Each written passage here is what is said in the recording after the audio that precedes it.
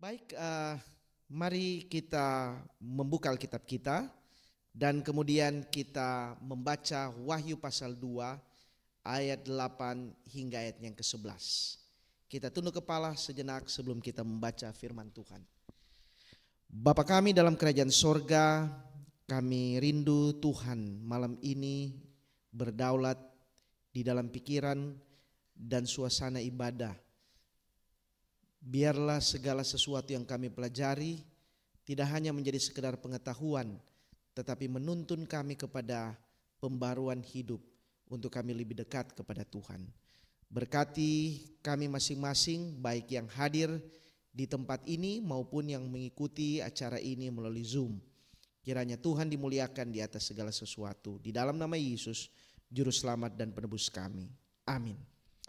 Baik, saya tidak sempat melihat satu persatu saudara-saudara yang mengikuti akan Zoom ini, tetapi dari Jemaat Tidar 1 malam hari ini kami mengucapkan selamat malam kepada saudara-saudara yang ada di Zoom ya. Kami menyapa, ada saya tidak tahu berapa banyak di sini.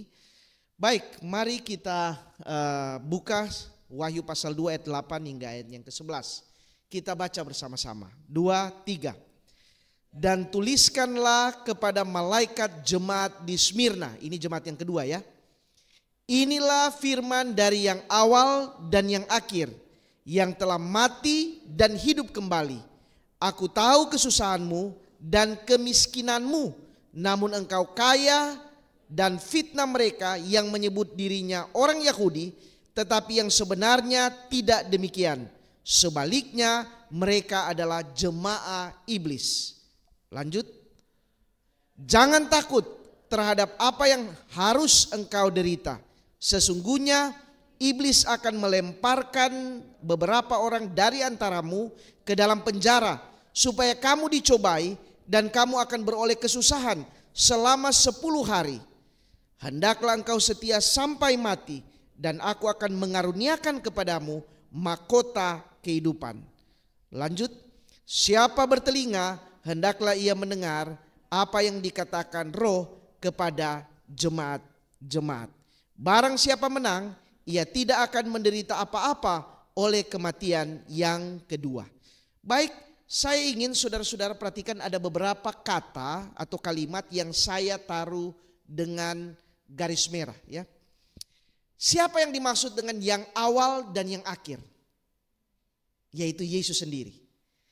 Ini penting. Karena kalau dia yang mendahului segala sesuatu, berarti kita tidak perlu kecewa dengan masa lalu dan kita tidak perlu ragu dengan masa depan. Bukan? Kenapa? Karena seakan-akan dia penjaga di belakang kita dan dia penjaga di depan kita. Coba seandainya saudara berada di satu tempat, lalu kemudian itu terlihat berbahaya dan saudara tidak tahu apa yang harus dilakukan. Saya rasa yang paling aman adalah ketika kita tahu orang di depan kita bisa dipercaya. Artinya kalau ada serangan, dia akan lebih dulu menghadap. Dan juga kita akan tidak takut kalau seandainya ada sesuatu di belakang. Kenapa? Karena ada orang yang menjaga kita. Yesus kepada jemaat Smyrna dia memastikan, akulah yang awal dan yang akhir. Kenapa? Karena periode Smyrna adalah salah satu periode di dalam sejarah penuh dengan darah. Jadi pada periode inilah kekristenan, orang Kristen itu mengalami penganiayaan. Bayangkan seorang Nero, Kaisar Nero Roma, dia sampaikan kepada pembantu-pembantunya, bakar kota Roma itu. Kota Roma yang megah itu disuruh dibakar. Lalu kemudian setelah bakar orang-orang berteriak kesakitan, menderita. Masyarakat atau orang-orang sementara terluka di sana, Nero menatap dengan tatapan senyuman. Dan setelah kota itu terbakar, Nero katakan, yang membakar ini adalah orang Kristen. Dan semua orang Kristen dianiaya, dibunuh. Tidak ada harga orang Kristen di zaman periode Smyrna. Baik, saya akan tunjukkan beberapa. Nah, Smyrna ini sesungguhnya adalah kota pelabuhan. Ini kira-kira gambarannya kalau saudara lihat peta. Jadi ada seperti teluk ya. Smyrna itu di dalam. Jadi memang itu kota pelabuhan secara alami di sana. Kira-kira gambarannya seperti itu. Coba saudara bayangkan ya. Ini tahun-tahun itu ya. Belum ada kecanggihan teknologi. Tetapi mereka sudah bisa membuat pelabuhan yang bagus sekali. Memang tidak ada kapal-kapal tanker yang besar. Tetapi coba saudara bayangkan seperti inilah. Jadi tidak ada gelombang yang dahsyat. Seakan-akan dari gambaran ini. Kalau terjadi sesuatu atau musuh masuk di sini. Maka mereka akan kepung di sana dan tidak bisa keluar. Namun demikian sejarah mencatat bahwa kota ini memang indah. Kenapa? Karena di tempat inilah orang-orang, jadi kota ini bukan kota yang didirikan dari zaman Roma. Ingat, sebelum Roma ada kerajaan apa? Greka. Kita tahu kan di dalam urutan Babylon, kemudian Medo-Parsi, kemudian Greka, baru Roma. Nah, Yunani ini atau Greka ini meninggalkan berbagai warisan budaya dan peninggalan-peninggalan secara arsitek dan seni yang tinggi. Itu sebabnya kalau saudara lihat kota ini seperti kota modern ya. Dan Roma akhirnya meneruskan tradisi ini. Saya tidak panjang menceritakan itu karena ada bagian penting yang saya ingin ceritakan sesudah ini. Ini kira-kira kota Smyrna hari ini dengan berbagai jejak peninggalan-peninggalan masa yang lalu. Coba saudara lihat ya, masih ada puing-puingnya di sana. Sementara di ujung sana sudah ada kota modern ya, Smyrna. Baik, kota ini adalah kota yang pada waktu Paulus orang-orang di sana kurang lebih ada 250 penduduk yang mendiami kota itu. Dan mereka sangat loyal kepada kaisar. Itu sebabnya ada patung Kaisar Domitianus ditaruh di sana. Untuk tidak hanya mengenang, tetapi patung itu disembah. Jadi penyembahan terhadap kaisar ada di sana. Di kota Smyrna. Baik. Smyrna atau nama lainnya adalah Izmir. Kurang lebih 60 km dari kota yang tadi malam kita bahas, Efesus. Nah, saya mau cerita sedikit tentang makna kata Smyrna ini. Kata ini datang dari kata muron sebenarnya. Muron ini sebenarnya adalah jenis getah Arab. Ada namanya dalam bahasa Latin Balsamodendron, mira. Getah ini biasanya kalau orang sudah mati ya, itu dibalsemkan begini, ditaruh di sana, sama seperti mumi-mumi itu ditaruh di sana supaya awet mayat itu dan tidak bau. Biasanya ditaruh kalau ada luka orang, bisa juga itu dijadikan salep untuk meredakan sakit atau biasanya untuk bahan kemenyan pedupaan. Nah, yang menarik adalah begini saudara-saudara. Di dalam Matius pasal 2 ayat 11 disebutkan bahwa salah satu yang dibawa oleh 3 orang Majus kepada Yesus, bayi Yesus, apa itu? Mur, disebutkan kan? Apa maknanya? Sebenarnya itu adalah lambang kematian. Jadi mur ini adalah simbol dari kematian. Di periode Smyrna inilah saya akan tunjukkan kepada saudara, kematian banyak sekali umat Kristen. Orang Kristen di periode ini. Setelah itu orang Kristen tidak dianiaya. Tetapi orang Kristen yang lain, nanti kita akan pelajari pada waktu jemaat Tiatira. Besok kita akan bicara tentang Pergamus. Malam ini kita bicara khusus tentang Smyrna. Jadi apa yang dijadikan simbol Smyrna itu sebenarnya adalah juga lambang kematian. Nama lain juga dari Smyrna, kata orang diambil dari nama Dewi Anatolian dari Asia Kecil yang dipanggil Samorna. Nah, jika Efesus dijelaskan dalam bagian lain dalam Alkitab, Smyrna tidak ada. Itu hanya ada di dalam buku Wahyu satu-satunya. Dan sekali lagi secara historis Smyrna ditaruh di periode 100 sampai 313. Ada apa dengan 313? Itu yang nanti akan kita bicara setelah ini. Sekarang mari kita buka sekali lagi Wahyu 2 ayat 9. Wahyu 2 ayat 9. Kita baca sama-sama. Aku tahu kesusahanmu dan kemiskinanmu, namun engkau kaya, dan fitnah mereka yang menyebutkan dirinya orang Yahudi, tetapi yang sebenarnya tidak demikian. Sebaliknya, mereka adalah jemaah iblis. Nah, seperti yang banyak literatur ceritakan, orang Kristen itu bukan dimulai dari golongan atas. Ingat, pada waktu Yesus memanggil murid-muridnya, itu semua kalangan bawah, bukan kalangan atas. Nelayan, tidak terpelajar, kecuali Yudas. Kemudian seterusnya hanya orang-orang miskin yang terima lebih dulu kekristenan ini. Lalu kemudian orang Kristen di Smyrna ini adalah orang-orang yang teraniaya karena Yahudi. Dan orang Yahudi sendiri adalah orang-orang kaya. Pernah satu waktu diminta untuk memperindah kota, mereka dengan mudah keluarkan 10.000 dinar untuk proyek memperindah kota. Tapi ada cerita yang sangat menyedihkan tentang orang-orang Yahudi ini. Mereka fitnah orang-orang Kristen di sana. Mereka berkoalisi dengan penduduk kafir, orang-orang kafir tentu saja. Maksudnya di sini adalah orang-orang yang tidak beragama ya. Kemudian tangkap orang-orang Kristen.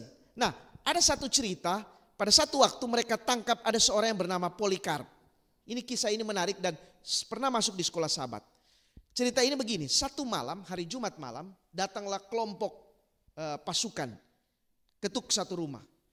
Apa benar ini rumah dari Polikarp? Oh ya benar. Ada orangnya? Oh ya silakan duduk. Lalu kemudian orang ini persilakan makan, dia siapkan semua. Orang-orang ini dijamu dengan baik, lalu kemudian berbicara dengan baik. Lalu setelah mereka kenyang, sekali lagi pertanyaan. Apakah ada Polikarpus? Dan dia katakan, sayalah Polikarpus. Malam itu hari Jumat malam. Lalu keesokan harinya, orang-orang Yahudi bawa Polikarpus ini. Nah sebelum itu mereka bujuk, Polikarp, kamu kan sudah tua, sudah 80 sekian tahun kamu umurmu. Jadi daripada kamu mati dengan cara begini, lebih baik kamu ikut aja. Dia bilang enggak. Dan ini dia katakan, 86 tahun saya melayani Kristus dan ia tidak pernah berbuat salah kepadaku. Bagaimana mungkin saya menghujat raja yang telah menyelamatkan saya? Dan saudara tahu, peristiwa ini terjadi pada hari Sabat, hari kudus orang Yahudi. Hari kudus, tapi orang-orang Yahudi yang kumpul kayu-kayu api itu, kemudian mereka ikatkan di pinggir dari Polikarpus itu. Kemudian mereka bakar dia hidup-hidup. Hari Sabat. Padahal hukum Yahudi katakan jangan kamu bekerja pada hari Sabat. Jangan membunuh. Tapi begitulah fanatiknya. Jadi bahaya memang kalau fanatik yang terlalu berlebihan. Kita bisa langgar beberapa aturan yang seharusnya kita ikuti. Nah, bukan hanya Polikarpus, dalam sejarah yang mati seperti itu ada Justinus martir. Itu sebabnya dia kata pembela kebenaran itu disebut martur. Karena salah seorang yang mati itu dipenggal kepalanya itu Justinus martir. Ada lagi seorang wanita yang bernama Blandina. Dia budak perempuan dari Lyon, Prancis. Dia ini lebih gila lagi, getol sekali mempertahankan imannya. Sudah tahu dia mati dengan cara dibiarkan makan oleh anjing-anjing. Jadi sudah bisa bayangkan anjing yang ini anjing ya, anjing yang mungkin jenis herder atau semacam serigala, kemudian dilepas dan dia mati begitu. Sadis. Dan memang orang-orang Roma itu suka dengan darah. Mereka ketawa kalau lihat orang-orang Kristen itu mati dengan cara menderita. Lalu kemudian saudara-saudara, semua penganiayaan ini terhenti tahun 313. Nanti kita akan pelajari itu. Nah, itu sebabnya selama periode ini ada kata di dalam Wahyu pasal 2 ayat 11 mengatakan begini. Hendaklah engkau setia sampai mati. Bukan hendaklah kamu setia sampai mereka katakan kamu selamat. Tidak, sampai mati kalau perlu. Nah, saudara-saudara sekalian, Wahyu pasal 2 ayat 10 katakan, sesungguhnya iblis akan melemparkan beberapa orang dari antaramu ke dalam penjara supaya kamu dicobai dan kamu akan beroleh kesusahan selama 10 hari. Kata 10 hari ini di dalam Seventh Day Adventist Bible Commentary mengandung dua makna. Satu simbolis. Kok jadi simbolon? Simbolis. Bandingkan dengan Daniel pasal 7 ayat 25, Bilangan 14 ayat 34, di mana dimulai dari zaman Kaisar Diokletianus atau Diokletian sampai kepada penggantinya Kaisar Galerius, kemudian berakhir pada waktu Konstantinus Agung. Ada juga katakan ini makna literal yang terjadi sebelum tahun 200 Masehi selama 10 hari. Tetapi ini adalah periode yang mengerikan. Saya memberikan ini hari Sabat lalu, saya pergi ke Taman Getsemani, saya cerita ini. Pernah lihat bangunan ini? Sering ya? Apa yang saudara tahu ini? Kolosseum. Nah, Kolosseum ini saudara tahu, lihat itu di bawah sana. Itu sebenarnya ada seperti coran dan ditaruh di sana di tempat yang lain. Nah, kejadiannya adalah begini. Pada waktu hari-hari tertentu, orang-orang Kristen ini akan dikeluarkan seperti ini, sudah lihat. Coba bayangkan dari anak kecil sampai orang-orang dewasa, sampai kakek-kakek dikumpul di sana. Kemudian mulai mereka itu dilahap oleh binatang buas ini. Jadi orang Roma duduk di tribun itu sambil memperhatikan. Bayangkan di tribun yang besar ini, mereka duduk dari atas sana dan lihat. Sana anak ketawa, tapi di sana sementara menderita kesakitan. Ratusan bahkan ribuan orang seperti ini. Nah, saudara tahu, ini baru adegan permulaan. Ada adegan yang lebih sadis lagi, yaitu pertunjukan gladiator. Nah, yang menjadi sadis di sini adalah begini. Di stadion itu tidak ada penerang seperti ini, tidak ada lampu-lampu. Jadi bagaimana untuk menerangi stadion itu? Disitulah diambil beberapa orang Kristen, maaf kata ditusuk, ada yang diikat, mayat dan orang hidup diikat sekaligus. Dilumuri ter, kemudian dibakar hidup-hidup. Saudara boleh lihat itu sana itu. Ada gambar di sana. Dan di situ menerangi stadion itu. Jadi stadion itu seperti bau sate ya. Tapi daging manusia ini sementara terbakar. Nah, ini adegan gladiator. Gladiator ini adalah petarung melawan binatang buas. Beberapa di antara mereka adalah orang Kristen. Nah, kalau menghadap dengan binatang buas ini sudah pasti mati ya. Tapi gladiator ini bisa bertarung habis-habisan. Karena kalau enggak dia yang mau mati. Jadi dia akan bertarung. Banyak gladiator mati bukan karena dia kalah secara fisik. Tapi karena sudah dicakar oleh singa. Darah keluar berceceran di mana-mana. Sehingga akhirnya karena kehilangan darah. Dia akhirnya tidak punya kekuatan dan mati. Tapi ada gladiator yang bisa bertarung dan membuat binatang buas ini lumpuh. Oh, itu orang-orang Roma senang sekali. Mereka anggap itu pahlawan hebat. Sama seperti ayam sabung ya. Ayam sabung yang ditaruh begitu. Begitulah saudara-saudara. Dan kejadian ini tiap minggu. Tiap minggu. Itu sebabnya Tertullian katakan begini. Ini Bapak Gereja. The blood of martyrs is the seed of the church. Jadi darah dari orang-orang yang mati ini namanya dijuluki martyrs. Jadi mereka yang membela kebenaran. Itu adalah benih dari gereja. Ada orang katakan kurang lebih 50.000. Ada yang katakan 500.000. Ada yang katakan 50 juta. Entahlah. Tetapi dalam periode dari tahun 100 sampai 313 adalah periode berdarah-darah. Karena orang Kristen dianiaya di mana-mana.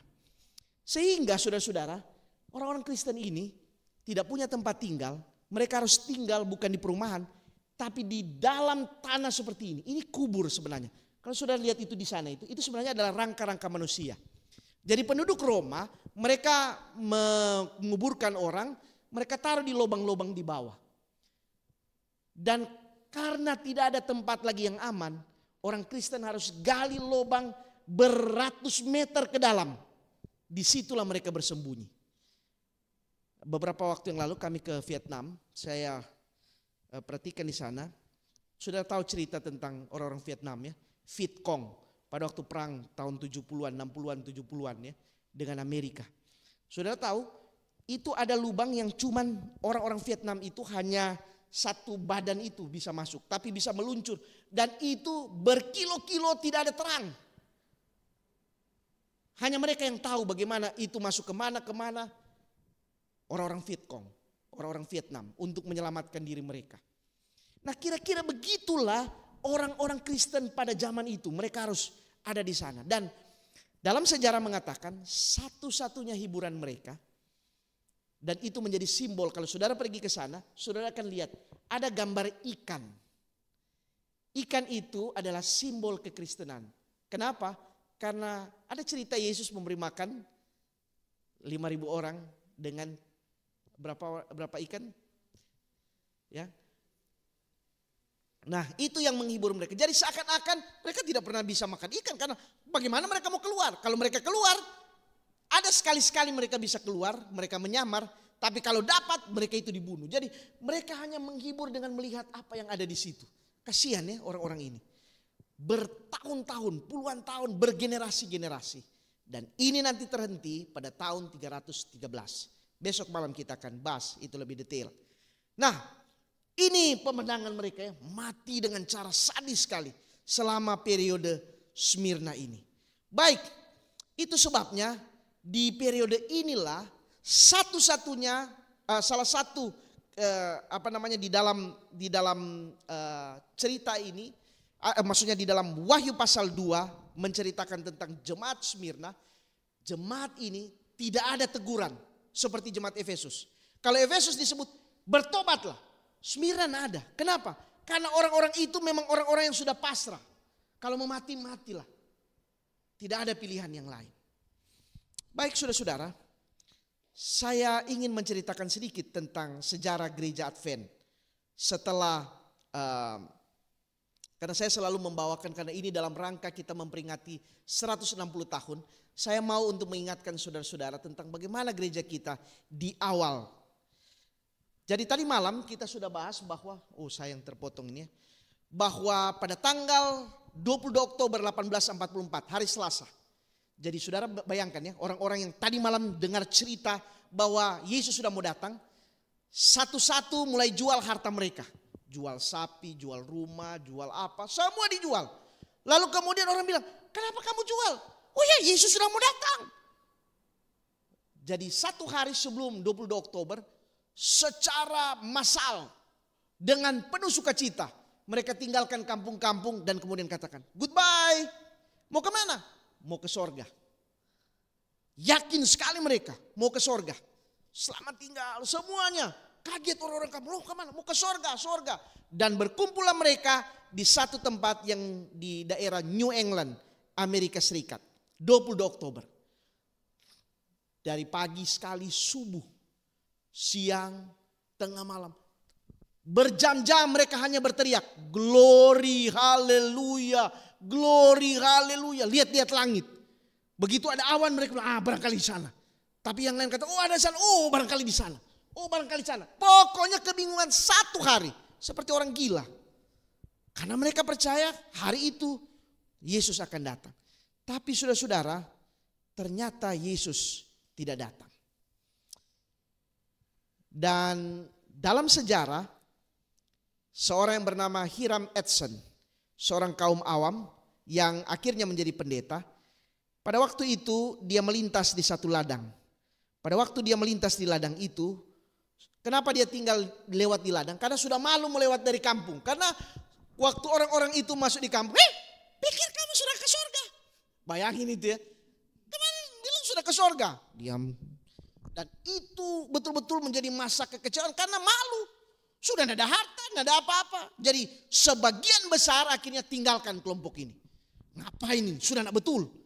Tidak percaya lagi dengan William Miller. Tidak percaya lagi dengan Alkitab. Tapi Hiram Edson ini dalam sejarah Advent, dialah yang mendapatkan khayal tentang 2300 petang dan pagi. Dia akhirnya mengerti dan kemudian khayal ini dikuatkan dengan khayal yang diterima oleh Ellen G. White dan dia tulis. bahwa inilah akhir dari periode 2300 petang dan pagi, di mana Yesus dari bilik suci berpindah ke bilik maha suci. 1844.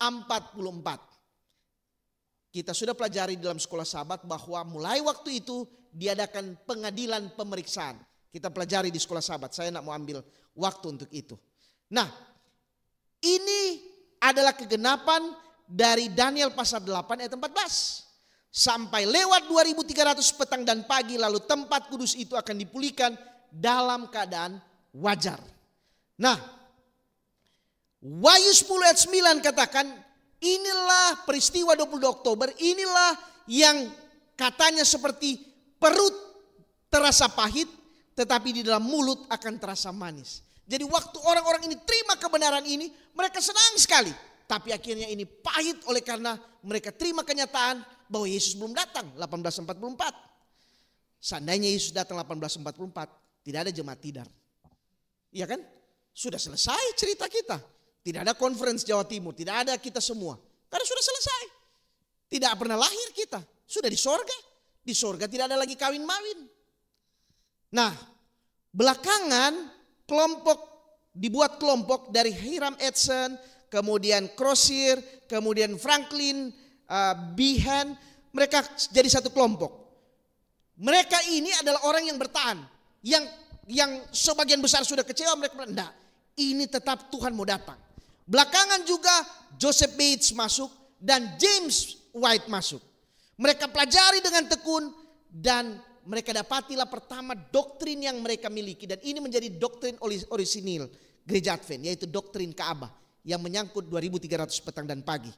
Lalu kemudian mereka belajar terus, dan kemudian datang kelompok-kelompok. Mulai dari Metodis, dari Baptis, Christian Connection, Presbyterian. Mereka ini kumpul-kumpul belajar Alkitab. Jadi awal mula Gereja Advent ini hanya kelompok belajar Alkitab. Belajar. Tetapi ada juga yang belajar, ada yang tidak belajar karena kecewa.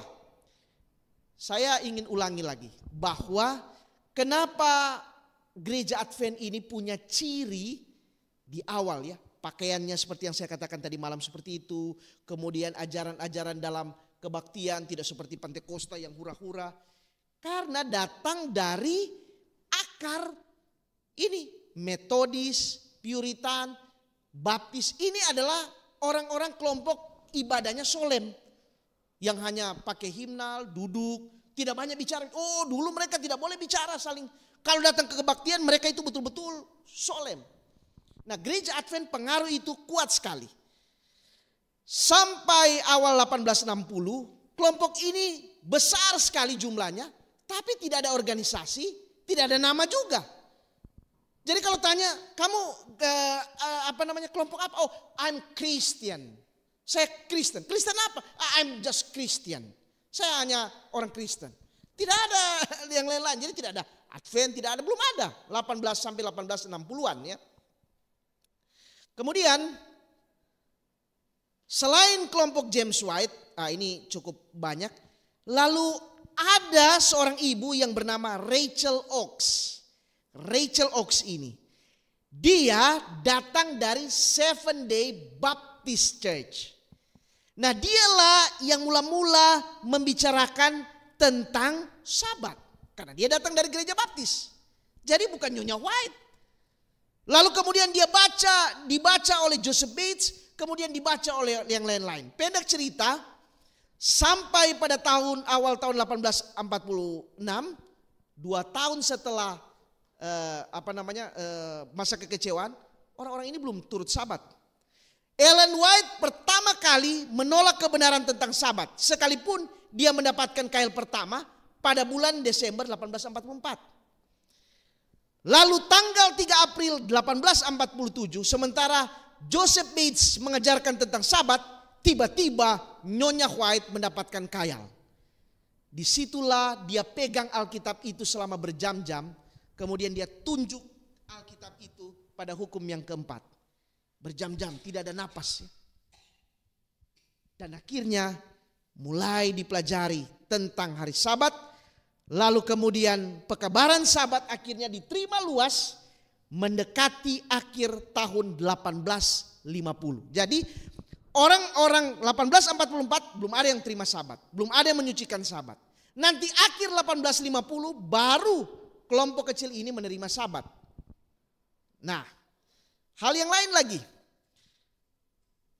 Jadi akhir tahun 1850 semua telah menyucikan Sabat hari ke-7.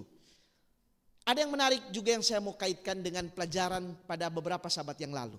Ingat, saya mau kasih tahu ini, penting untuk saudara catat.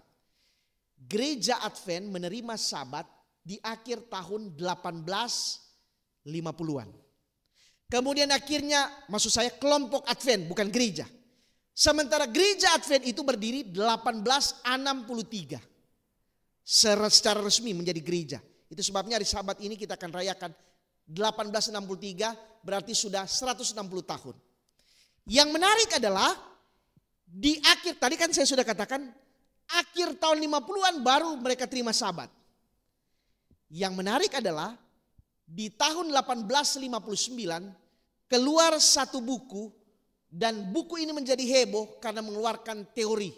Buku itu judul panjang sebenarnya, tapi judul pendeknya adalah The Origin of Species, karangan Charles Darwin. Apa makna pekabaran ini dengan pekabaran yang diangkat oleh gereja Advent? Begini saudara-saudara. Dengan mengumandangkan Sabat, apa inti Sabat sebenarnya? Sabat itu untuk mengingat bahwa ada Allah pencipta, bukan?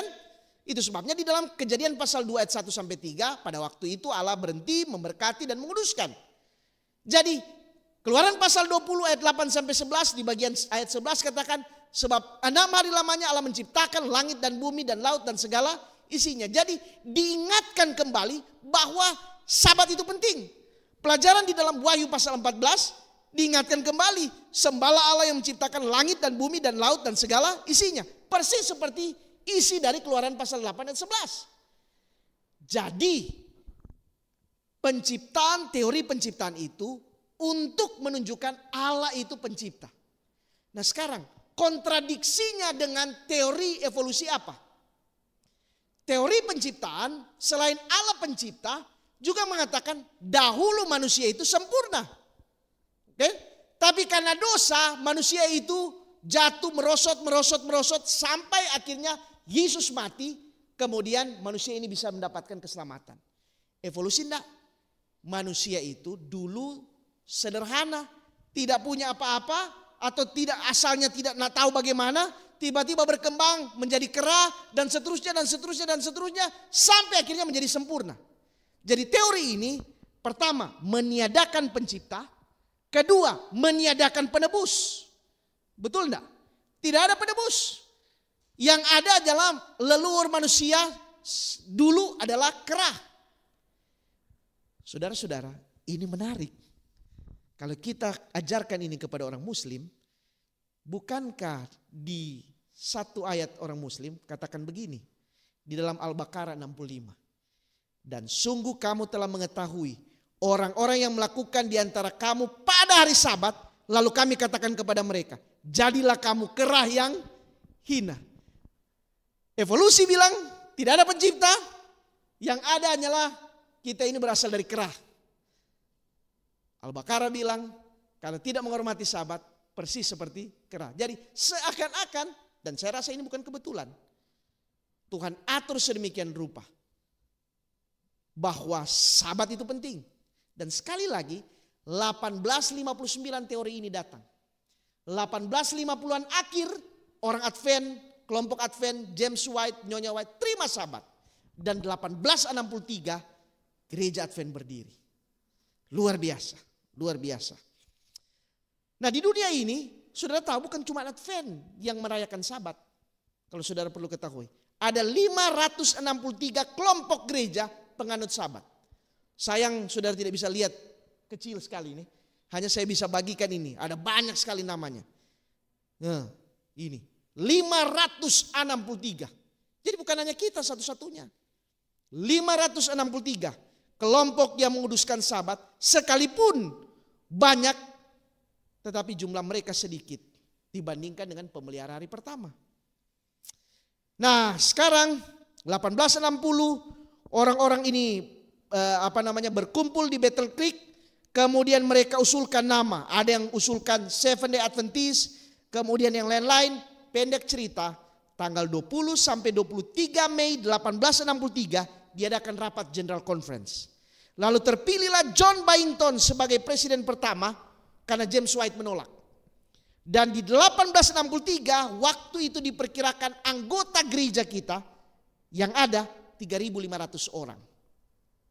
Itulah perkumpulan mula-mula anggota gereja kita. Dan program sekolah Sabat yang menarik adalah program yang lebih dulu. Sudah dimulai dari tahun 1855. Jadi sebelum ada gereja Advent secara resmi, sekolah Sabat sudah mulai. 1855 di Battle Creek. Nah, ini yang unik dari orang Advent. Apa yang unik? Mereka sudah setia dalam Sabat, sudah mulai bayar perpuluhan, mereka juga berdoa, mereka menantikan kedatangan Tuhan, tapi mereka itu senang makan babi dan minum kopi, bir, rokok, makan udang dan lain sebagainya. Ini menarik ini. Padahal mereka sudah sucikan Sabat. Makanya saudara tahu, kalau ada pendeta yang pergi melawat di rumah anggota-anggota gereja Advent waktu itu, mereka akan bilang begini, pendeta sebelum pulang ini loh kaki babi ya, kasih ke ibu pendeta ya.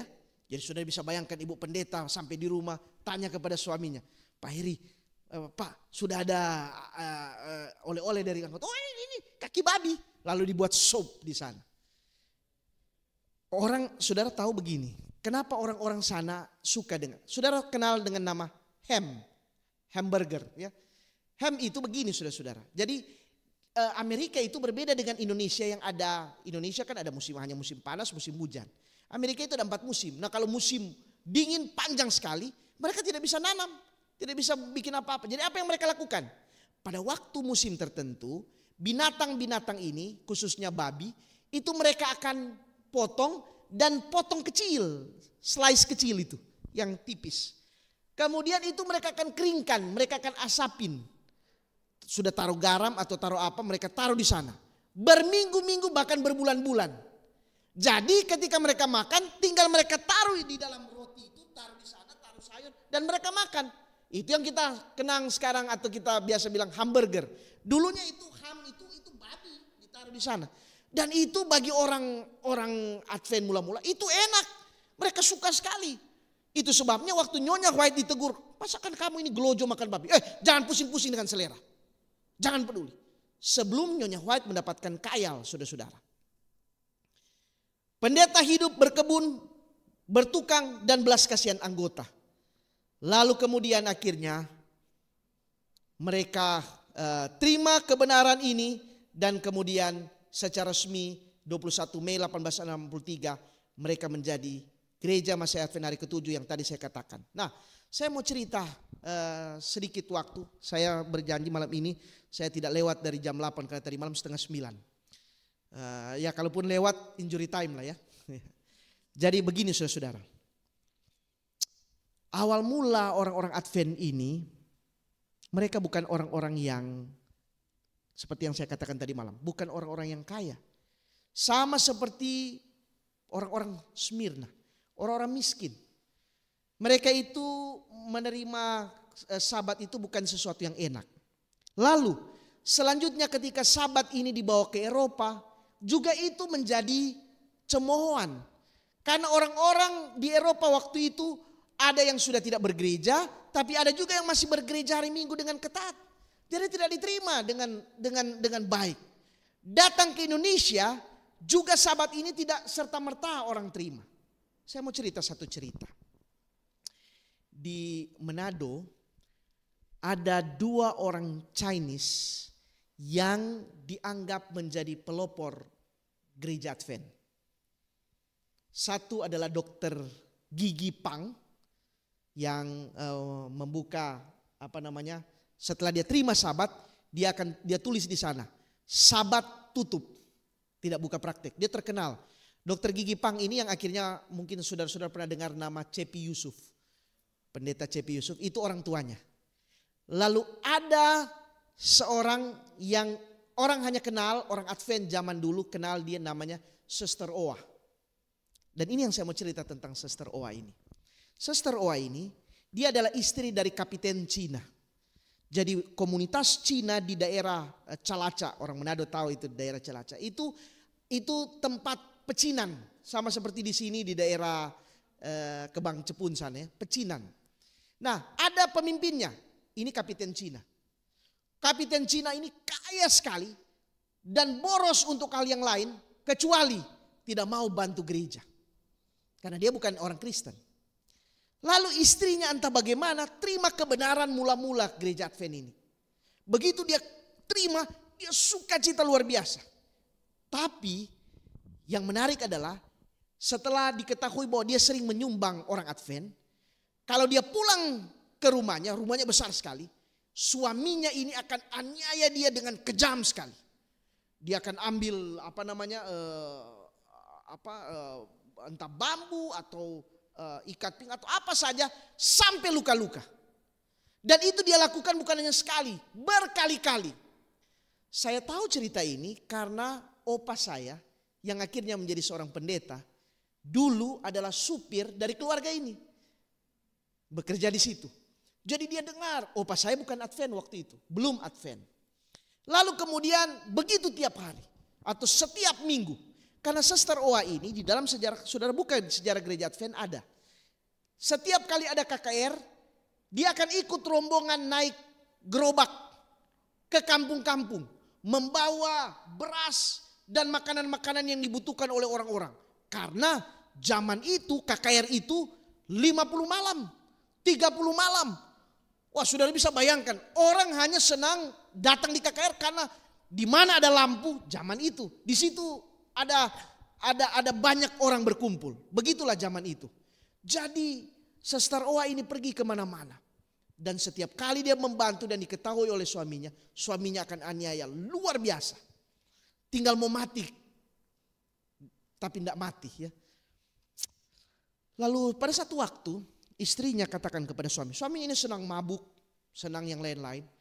Dan dia katakan kepada suaminya, daripada uangmu dihabiskan untuk hal-hal yang tidak wajar, kenapa kamu marah saya untuk bantu gereja atau bantu orang-orang susah? Oh, suaminya tetap keras. Sampai akhirnya tahun 1942 Jepang masuk di kota Manado. Jepang baru saja perang melawan Cina. Dan pada waktu dia masuk ke kota Manado, dia membawa daftar siapa-siapa orang Cina yang membantu perang melawan Jepang. Dan didapatilah nama-nama teratas itu adalah kapiten Cina dan kelompoknya. Pada satu hari ditangkap kapiten Cina ini, beberapa anak laki-laki. Untungnya Sister Oa ini sempat lari sampai ke Pulau Pinang. Dia bawa beberapa anaknya di sana.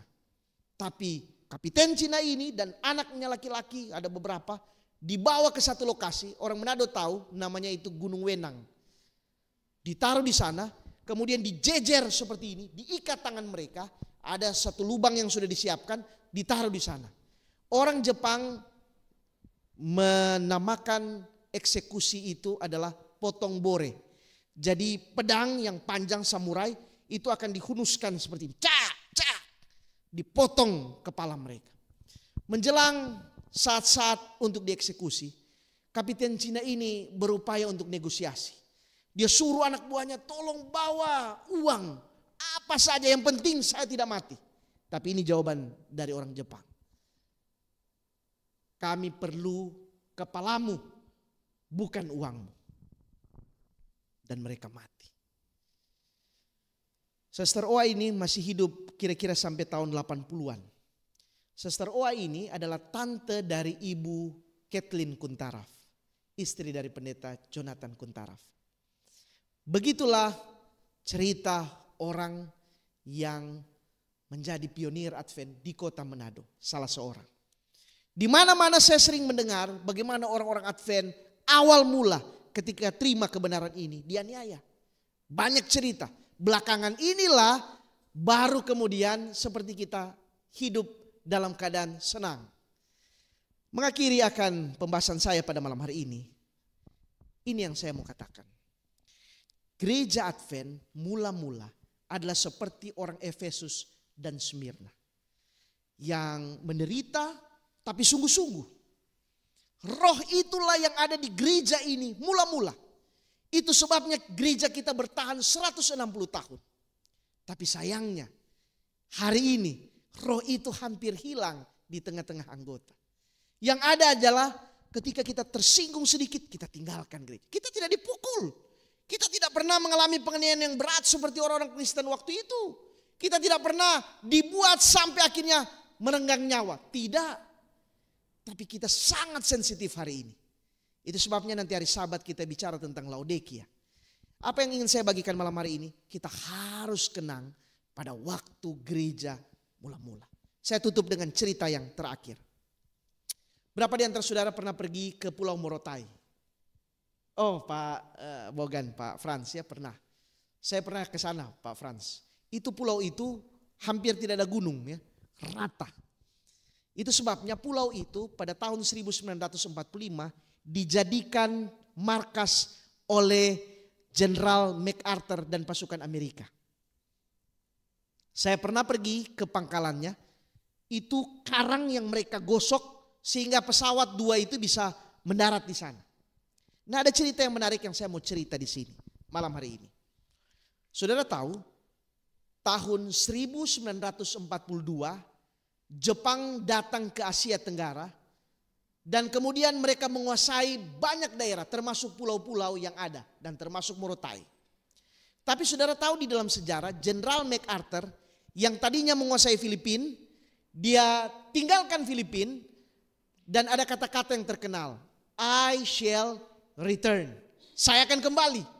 Tapi dia pergi ke Australia. Di Australia lah dia berhubungan kembali dengan Amerika. Lalu kemudian dia minta pasukan. Dan tahun 45 dia bikin serangan pukul balik. Nah, strategi dari MacArthur adalah dikenal dengan strategi lompat katak. Jadi setiap pulau dia kuasai sampai akhirnya dia tiba di Filipina. Jadi kalau saudara lihat peta, mulai dari Biak di Papua, kemudian dia naik ke atas ke Pulau Morotai dan akhirnya dia kuasai Filipina. Pada waktu dia kembali. Pada waktu dia kembali ini, Pulau Morotai yang tadinya dikuasai oleh orang Jepang. Lalu kemudian begitu pasukan Amerika kuasai, sebagian besar ditawan, ada yang langsung dibunuh, tapi ada juga yang melarikan diri di hutan. Jumlah mereka pada awalnya banyak, tapi akhirnya tinggal beberapa. Ada satu nama dan sampai sekarang kalau saudara pergi ke Morotai ada patungnya. Patung Nakamura. Bayangkan tahun 1945 Nakamura ini bersembunyi di hutan. Tidak ada orang tahu. Siapapun tidak tahu. Tahun 45. Kecuali ada seorang kepala desa. Kepadanya lah Nakamura kasih tahu supaya setiap waktu-waktu tertentu bawakan garam masuk ke sana. Karena dia butuh garam itu. Dan rahasia ini disimpan berpuluh tahun. Bayangkan dari tahun 45. Lalu akhirnya satu waktu sang kepala desa ini sudah tua. Dia rasa bahwa tidak lama lagi akhir hayatnya akan tiba. Dia tidak mampu lagi akan bawa garam itu. Jadi pendek cerita, dia sampaikan rahasia yang dia simpan berpuluh tahun ini kepada anaknya. Lalu setelah dia meninggal, anaknya meneruskan. Tapi beda anak dengan papa. Kalau papa dia nak pusing. Dia hanya tahu bahwa dia tugasnya hanya taruh garam dan dia tinggalkan. Tapi anak ini lain. Dia tidak pernah lihat Nakamura. Dia taruh garam itu sambil dia lihat. Oh ini orang. Tapi tidak pernah dia temukan. Dan karena dia penasaran, akhirnya dia sampaikan berita ini kepada perangkat desa. Kemudian berita ini pendek cerita diceritakanlah kepada pemerintah dan akhirnya diadakanlah upaya untuk menangkap dan memulangkan kembali Nakamura. Nah, Nakamura ini selama puluhan tahun walaupun dia tidak ada manusia, tapi dia tetap menjaga bahwa dia adalah prajurit. Bedilnya ini tetap dia asah supaya bisa mengeluarkan peluru, badannya tetap dia jaga supaya sehat walaupun dia di tengah hutan, tidak makan apa-apa. Maksudnya tidak makan makanan modern. Dan seragamnya tetap dia jaga, pada waktu-waktu tertentu dia pakai. Jadi satu waktu diadakan upaya untuk menjebak Nakamura. Tapi upaya pertama gagal. Karena Nakamura dengan lincahnya, karena dia mungkin terbiasa di hutan, dia cepat lari. Tapi satu waktu mereka buat strategi. Mereka tahu bahwa seorang prajurit Jepang, selain kepada kaisar mereka akan patuh, mereka akan menghormati lagu kebangsaan Jepang, Kimigayo. Jadi yang mereka lakukan adalah begini. Coba kita putar lagu Kimigayo pakai kaset itu.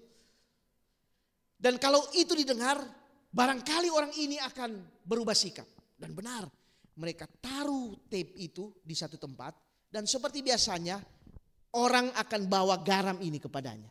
Jadi pada waktu dia akan ambil garam itu dengan mengendap-endap, tiba-tiba lagu Kimigayo ini diputar. Waktu putar lagu Kimigayo ini, tiba-tiba Nakamura yang biasanya cepat lari, dia langsung sikap.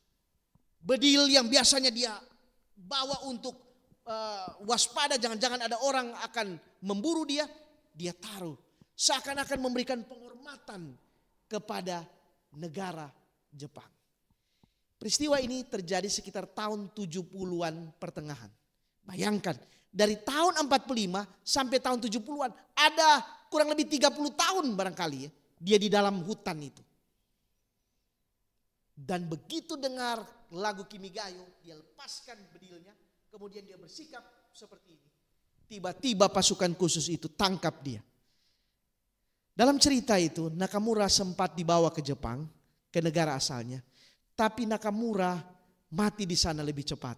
Rupa-rupanya Nakamura karena berpuluh tahun tinggal di hutan, dia tidak bisa lagi beradaptasi dengan kehidupan modern. Dan akhirnya menyebabkan dia sakit dan kemudian meninggal. Yang saya mau katakan adalah Nakamura hanya seorang prajurit biasa. Tidak dibayar. Tidak ada hal-hal yang menarik selama di hutan. Kenapa dia harus bertahan mati-matian? Mbok ya nyerah gitulah. Sudahlah, tinggalkan semua idealisme. Pulanglah ke negara asalnya. Tapi tidak. Bagi dia hidup adalah prajurit dan dia harus berperang sampai akhirnya dia tahu Jepang itu menang. Saudara-saudara sekalian, kita umat-umat Tuhan. Kalau orang Smyrna bisa bertahan bahkan mati, itu sebabnya kepadanya Tuhan katakan, aku akan memberikan kepadamu mahkota kehidupan. Kiranya Tuhan akan menolong kita agar mana kita boleh mencontoh orang-orang Smyrna yang tetap bertahan sekalipun mereka harus mati demi mempertahankan kebenaran. Kita tunduk kepala dan kita berdoa. Bapa kami dalam kerajaan sorga, malam hari ini kami sungguh bersyukur Tuhan mengingatkan kami tentang bagaimana umat-umat-Mu di masa yang lampau. Orang-orang yang ada di Smyrna yang betul-betul mencintai Tuhan, bahkan rela memberikan kehidupan mereka, mempertahankan iman, sekalipun mereka menghadapi ancaman bahaya, bahkan kematian sekalipun. Bapa, hari ini kami sudah berada di penghujung sejarah dunia. Sedikit lagi Tuhan akan datang. Namun demikian Tuhan, kami harus mengakui banyak kali iman kami goyah oleh karena keadaan sekitar. Barangkali kami tidak diancam seperti orang-orang di zaman Smyrna. Tetapi seringkali kata hati kami menyatakan bahwa kami disakiti.